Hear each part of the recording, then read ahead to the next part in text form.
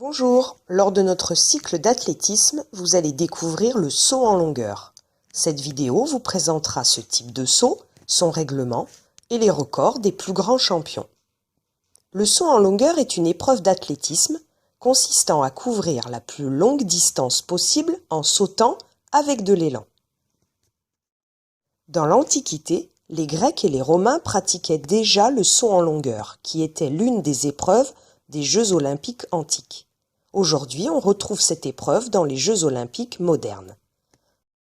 En compétition, les athlètes s'élancent en courant sur une piste rectiligne de 40 mètres, prennent une impulsion sur la planche d'appel, en prenant soin de poser leurs pieds avant la bande de plasticine, et sautent pour atterrir le plus loin possible dans une fosse à sable. La planche d'appel est placée à 1 mètre au moins du bord de la zone de chute. Elle est faite de bois, longue de 1,20 m et large de 20 cm environ. Elle est peinte en blanc. Immédiatement après la ligne d'appel, on place une planche couverte de plasticine. Cette bande, composée comme une pâte à modeler, permet de retenir l'empreinte du pied de l'athlète pour savoir s'il a dépassé la planche d'appel.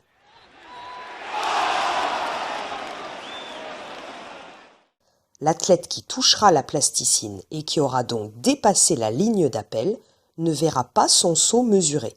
On dit qu'il a mordu. La zone de chute est une fosse de sable qui a au moins 2,75 m de large sur 10 mètres de longueur.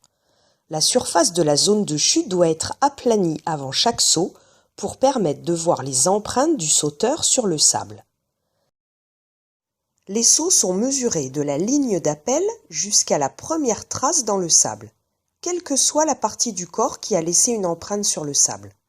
Si par exemple, je me réceptionne sur mes pieds dans la zone de chute et qu'ensuite mes mains touchent le sol derrière moi, la mesure sera effectuée à partir de la première trace de mes mains. Et pour effectuer la plus grande distance, il faudra essayer de se rapprocher le plus possible de la ligne d'appel, car si j'ai sauté en posant mon pied 20 cm avant la ligne, ces 20 cm ne sont pas mesurés et sont donc perdus. Le saut est manqué et ne sera pas mesuré si un concurrent laisse une marque visible sur la planche de plasticine avec une partie quelconque de son corps, prend son appel d'un côté ou de l'autre de la planche d'appel, s'il saute en culbute ou s'il se sert de poids ou de poignet. Au collège, nous ne disposons pas d'une zone officielle de saut en longueur, mais nous sauterons dans la fosse de sable à partir du terrain de handball sur le plateau sportif.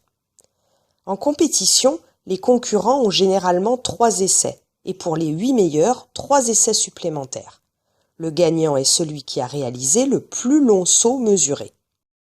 Les athlètes utilisent des marques sur le côté de la piste pour repérer l'endroit où ils vont commencer à courir. Avec cette marque, ils peuvent ainsi courir rapidement et arriver à chaque fois avec leur bon pied d'appel sur la planche d'appel.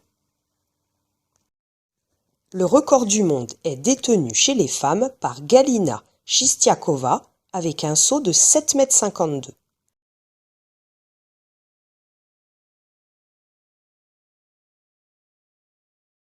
Chez les hommes, c'est Mike Powell qui détient le record avec un saut de 8,95 m.